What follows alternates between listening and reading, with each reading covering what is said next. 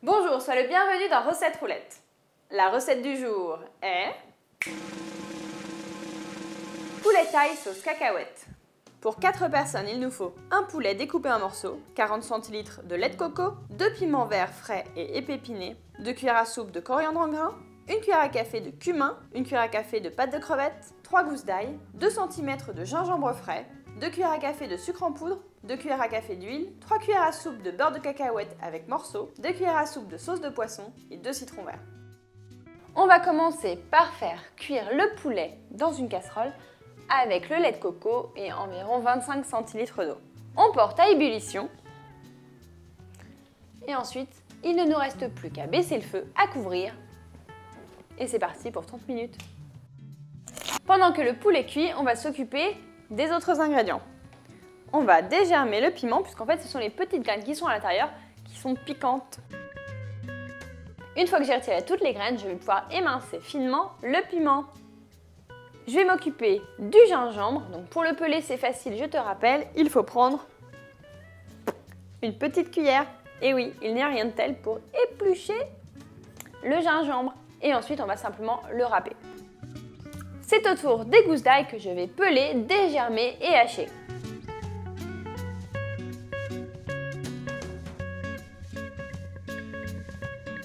Je mets les épices, à savoir la coriandre et le cumin, à torréfier dans une poêle anti-adhésive, sans matière grasse, avec la pâte de crevettes. L'idée, c'est vraiment de les faire revenir pendant 1 à 2 minutes, à feu pas trop fort pour exhaler leur arôme. Une fois que les épices sont torréfiées et que ça sent divinement bon, on va pouvoir les broyer avec le gingembre, l'ail et le sucre.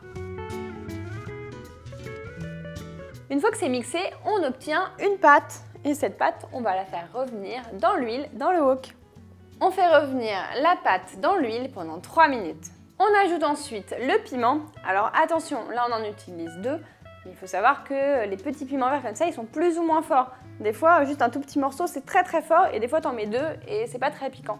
Donc je te conseille quand même de vérifier avant le degré de piquant de ton piment parce que sinon tu risques d'avoir des petites surprises. Ça m'est déjà arrivé. Ensuite, je verse sur cette préparation le lait de coco dans lequel a cuit le poulet. Et comme ça, je réserve le poulet au chaud. Dans ce mélange bien chaud, je vais faire fondre le beurre de cacahuète. Lorsque le beurre de cacahuète est bien dissous, je vais reverser tout ça sur le poulet et poursuivre la cuisson pendant 10 minutes. Avant de servir, il ne nous reste plus qu'à arroser d'un filet de jus de citron et de sauce soja. C'est toujours super dur d'exprimer le jus du citron vert. Du coup, moi, mon truc, c'est que je le fais rouler sur le plan de travail.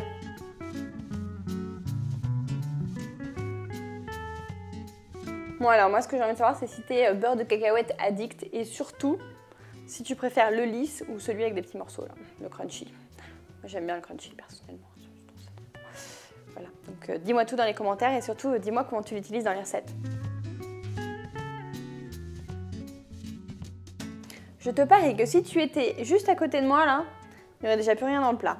Non, c'est divin rien qu'à l'odeur. Bon.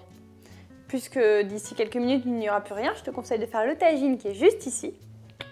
Je te donne rendez-vous demain à 11 h pour une nouvelle recette. Et si tu ne veux pas en rater une miette, un conseil, abonne-toi à la chaîne Marmiton.